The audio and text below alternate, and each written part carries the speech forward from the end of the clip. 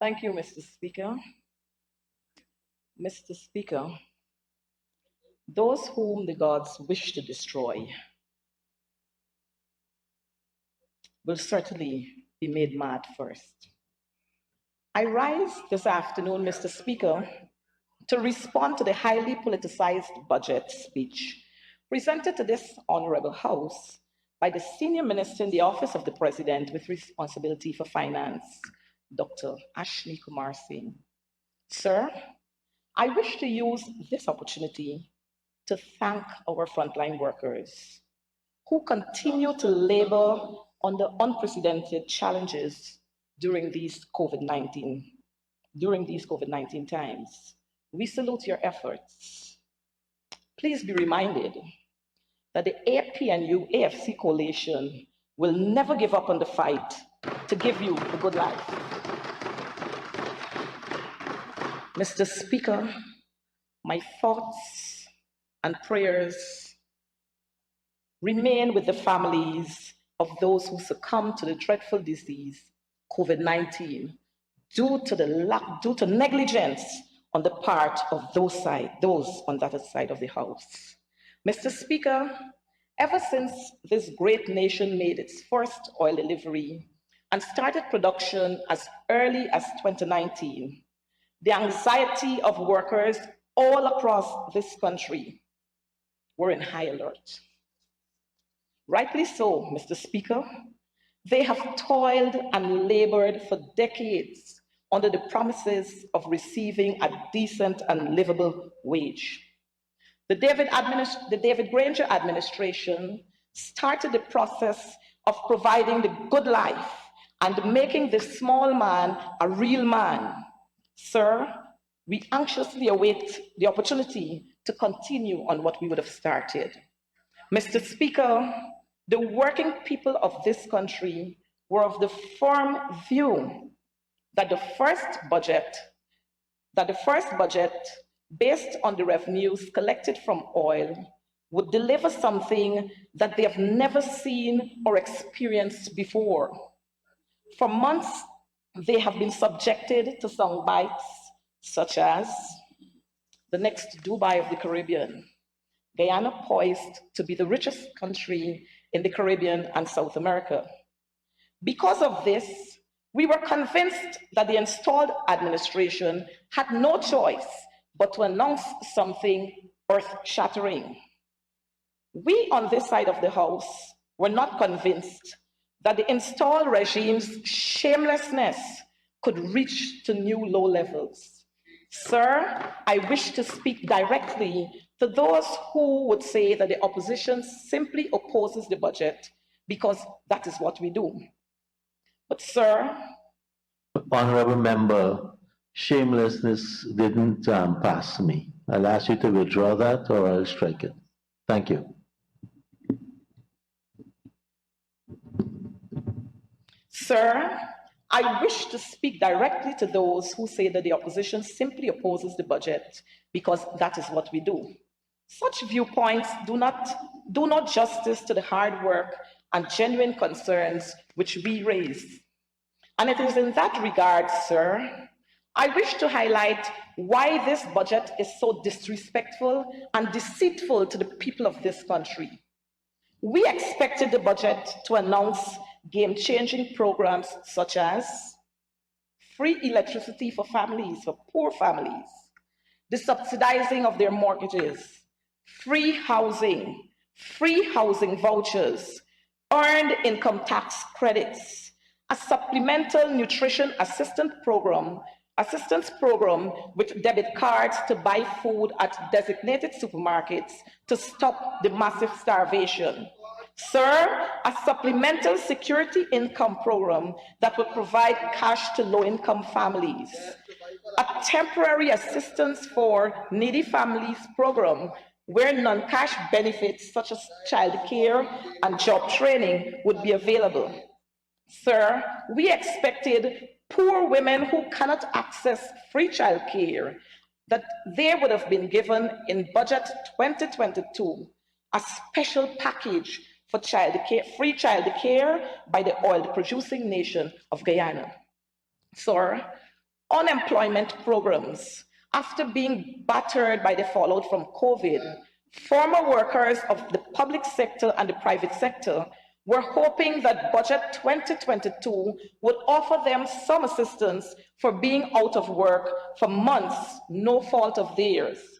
What about a government grant and loans program?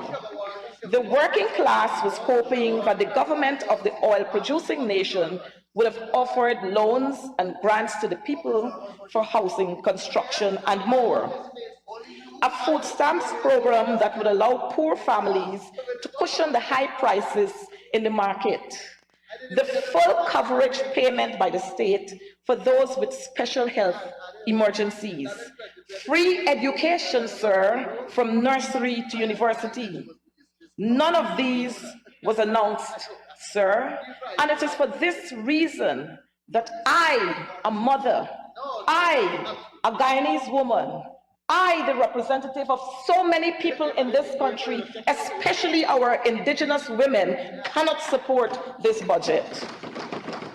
Sir, it is clear for all and sundry to see that the people of Guyana will not feel the benefits of oil unless they return the APNU-AFC coalition to government. Mr. Speaker, for 5 hours and more, the people listened via radio, television, social media, and more with bated breaths, but it never happened. The honorable member, what he kept doing is sipping on water every now and then, and he would have sipped for 10 times, Mr. Speaker, but that was still not enough for him to swallow that pill that he sought to impose on this nation. Little did he know the people, sir, a government for the private sector commission and a government created by the private sector commission will never feel the pain of the poor and the working class people. This government cannot deliver the good life to the working class people. Honorable Member Anil, the people of this nation and Budget 22 have yet to prove this again. So to the people of Guyana, I say, the evidence has been laid bare with the presentation of 3 budgets. It is no longer up for debate. The APNU-AFC remains the only hope for the poor and the working class people of this country, Mr. Speaker. Mr. Speaker, a people-centered budget cannot come from the members on that side of the House. And as a result, it is there for all to see. The people of Guyana will not see any change in high prices and sufferings unless they return the APNU-AFC to office. Mr. Speaker, as the painstaking 5 hours of disappointment and government stinginess went on, it got worse for the working people of this country. There was no submission for job creation. Rather, the Minister of Finance used this important forum to spout political rhetoric befitting a street corner gaffe or a rally. Mr. Speaker, the working class people of this nation were forced to listen to propaganda of the highest degree. Some had to pinch themselves and to ask if this honorable man was speaking about Guyana. This is what happens when you see you're isolated from the sufferings and hardship of poor people. They cannot feel the pressure. They have no clue what hunger feels like. Mr. Speaker, the members on that side of the House, in their Armani suits and Gucci shades, living fat off of taxpayers, cannot feel what we are feeling. Hence, they begin to sound like their minister with responsibility for finance. The honorable member daringly declared that democracy has prevailed. I'm wondering where. This level of delusion needs clinical treatment, Mr. Speaker. Mr. Speaker, the people of this nation had their will to return the APNU-AFC government to office for a second term, but that was snatched from them and they were bullied into accepting an installed regime. Please be reminded, Mr. Speaker, in his report, which led to a declaration, which in turn gave rise to the 12th Parliament, the Chief Elections Officer stated, in accordance with Article 177(2)(b, and it says, it is worth restating that Order 60 of 2020 revealed that the numerical count of the ballots cast for each list of candidates does not reflect the will of the elector. End of quote. Mr. Speaker, the members on the other side of the House must know the reports and statistics are not going anywhere. And some of these are valid ballots changed to rejected ballots. Rejected ballots changed to valid ballots. Electors voting with oaths of identity not listed on the list of electors. Extra ballot papers without the prerequisite documentation. Ballot boxes not sealed or improperly sealed. Missing poll books, unstamped ballots. 47 ballot boxes from polling station in the sub-district of the east coast of Demerara with no documentation. Honorable Member Anil Nandalal, 11,566 votes were allocated to the 9 list of candidates, and that's impossible. Voter impersonation all over the regions. According to the Chief Elections Officer, 36% of the votes cast at elections 2020 were affected by voters' impersonation. Numerous electors who were out of the country on elections day miraculously voted. This was confirmed by the Chief Elections Officer. Mr. Speaker, documents from the General Registrar's Office confirmed that numerous deceased persons voted. Therefore, this regime continued to lace the nation with untruth and propaganda on elections 2020.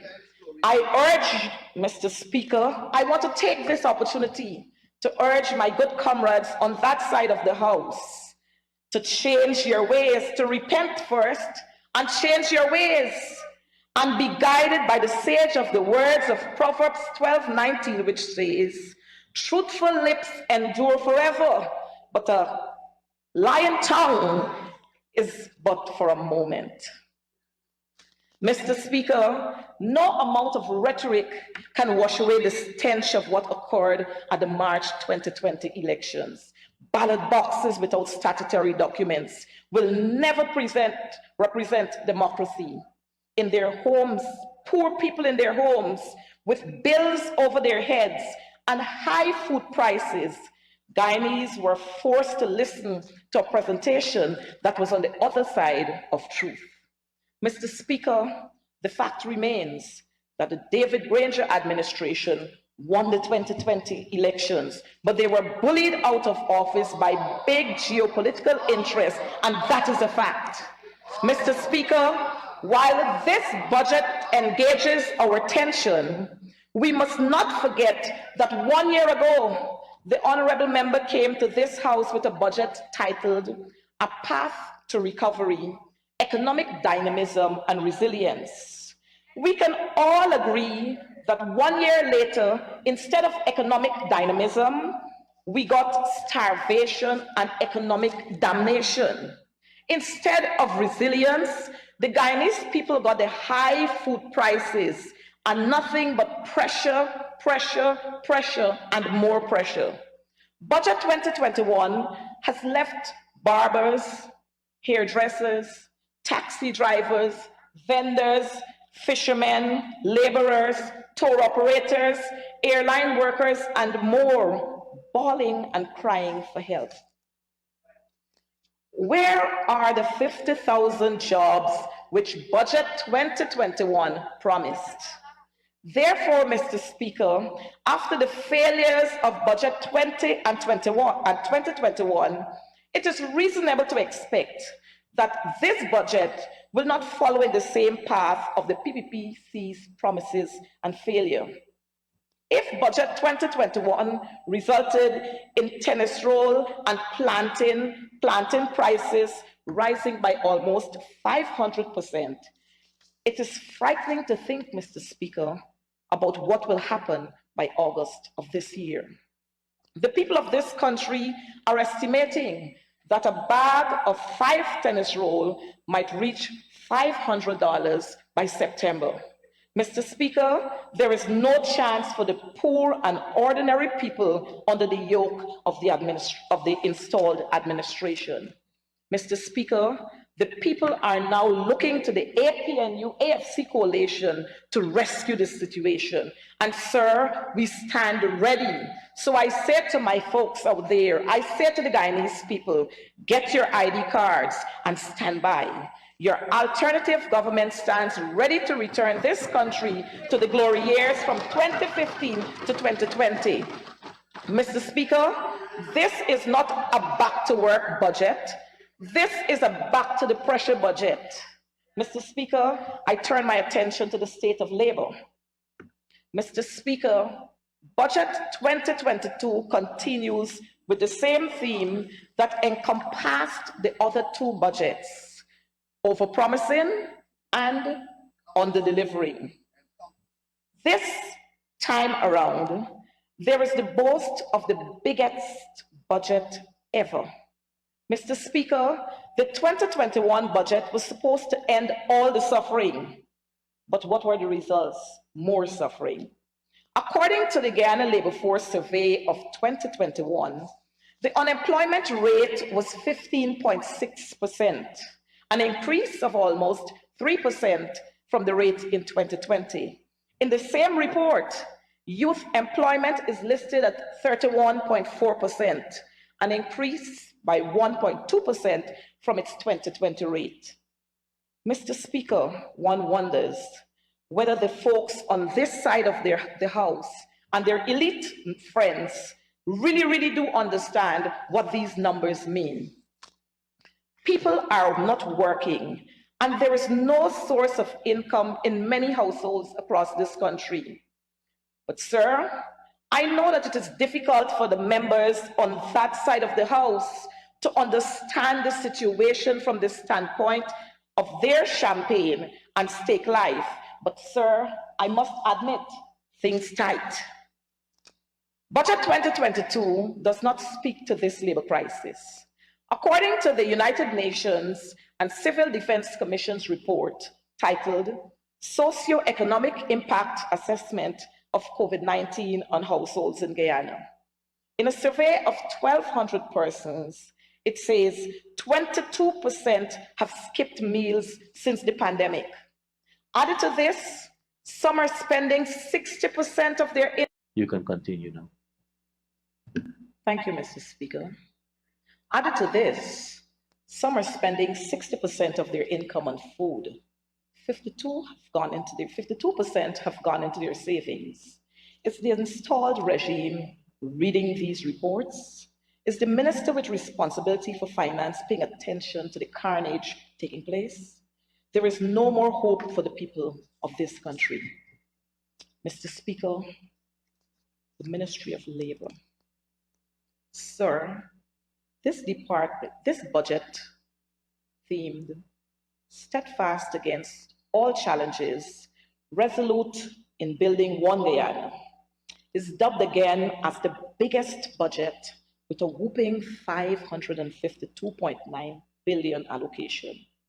But these allocations will fall on the sword of inflation and skyrocketing prices. For example, the allocation of 25,000 Guyana dollars, Because We Care grant, will not make much difference in the long-term lives of the people. It will provide for a temporary little stretch, Mr. Speaker, a temporary little stretch, but it cannot be compared to a program such as the 5 Bs, boats, buses, bicycles, breakfast, and books. That is a program that can transform the lives of people. This money will go to the purchase of a few small items from the community shops, We urge the people of Guyana, Mr. Speaker, to take this money because it's theirs. But on the issue of transforming lives, these crumbs, these little frick, cannot affect the suffering of the people. This budget, Mr. Speaker, is one of the most anti-poor and anti-working class budget to have been tabled in this honorable House over the last 5 years. Mr. Speaker, a cursory glance at this hastily scrambled document would reveal undeniable intent to reward the haves and to punish the have-nots. The intellectual authors who concocted this wanton assault on the working class did not even attempt to hide their attack. The only way to transform lives is to increase the wages and salary of the people, not to offer handouts here and there and there. But this installed regime, Mr. Speaker, would be well advised to follow the path of the APNU AFC government that we had in 2015 to 2020. You would recall, Mr. Speaker, that on January 29, 2016, the former Minister of Finance, the Honorable Winston Jordan, presented Budget 2016 to this House. It was entitled Stimulating Growth, Restoring Growth, The Good Life Beckons. On November 28, 2016, this House received another budget for the fiscal year 2017, which carried the title, A Diversified Green Economy, Delivering the Good Life to All Guyanese. In November of 2017, we presented The Journey to the Good Life Continues for the fiscal year 2018. For the fiscal year 2019, we presented Transforming the Economy, Empowering People, Building Sustainable Communities for the Good Life.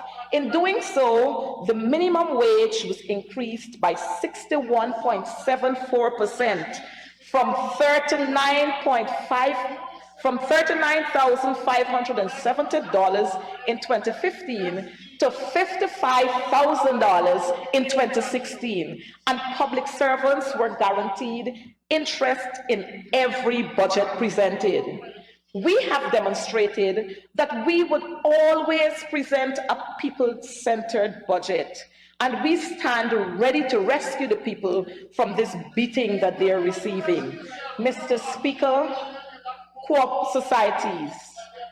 The only way for the people of Guyana to benefit equitably from the oil wealth is to change the fundamentals of this economy. Mr. Speaker, and while the honorable member over there is shouting and heckling, I wish to remind him, Mr. Speaker, that I don't watch a nobody, man. I got my own house and land. Mr. Speaker, the only way for the people of Guyana to benefit equitably from the oil wealth is to change the fundamentals of this economy. And this cannot be done only through equality. It has to be done through equity. There's a big difference, Mr. Speaker, one which I doubt the members on that side of the House can appreciate and understand. There is no point passing a local content bill when the people lack the equity necessary to compete and access the opportunities that may arise. Sir, in this regard, some people who like to hold waiters and bring water and coconut water, co-op societies presented a structure for equity to realize in this country. To that end, sir, it is sad that Budget 2022 did not even see it fit to make any significant mention or program for the resuscitation of co-op societies. As you know, sir, co-ops can serve as the engine of growth for any village economy and provide the kind of transformative economic empowerment that cannot be easily matched. This is the avenue through which the small man can become a real person. This cannot be achieved through handouts. Handouts are not transformative, and anyone who doesn't understand this should not be in the seat of government. Mr. Speaker, It is for this reason that the APNU AFC government encouraged the expansion of co-op societies. Mr. Speaker, the David Granger administration launched 4 new models of co-ops with funding from the Caribbean Development Bank as part of a rural agricultural infrastructure development program. In 2019, thrift societies were reintroduced in the schools at both primary and secondary levels to rekindle the spirit of cooperativism. Added to this, we worked closely with the United Nations through UNDP to ensure that the practice of co-ops are aligned with the United Nations Sustainable Development Goals, and this led to the creation of 1,268 co-ops under our watch. This is what real transformation looks like. Not handout here and handout there, but real programs that can lead to significant social mobility. But it seems, Mr. Speaker, that we're asking for too much from this installed regime that is bent on ruling for a few.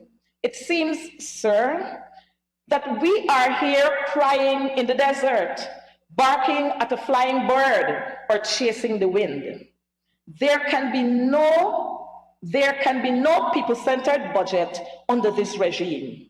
The people of Guyana will not see any change in the high prices and sufferings until they return the APNU AFC coalition to government.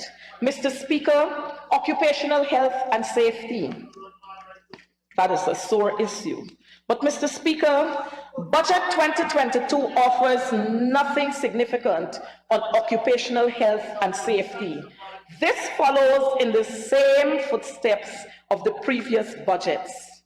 Guyanese workers continue to suffer under uncaring companies that are only concerned about profits and possess little care for their workers. And Mr. Speaker, I don't blame them. Because if this is what our own gift to us, death of a teacher, no compassion, teachers' quarters in Upper Mass.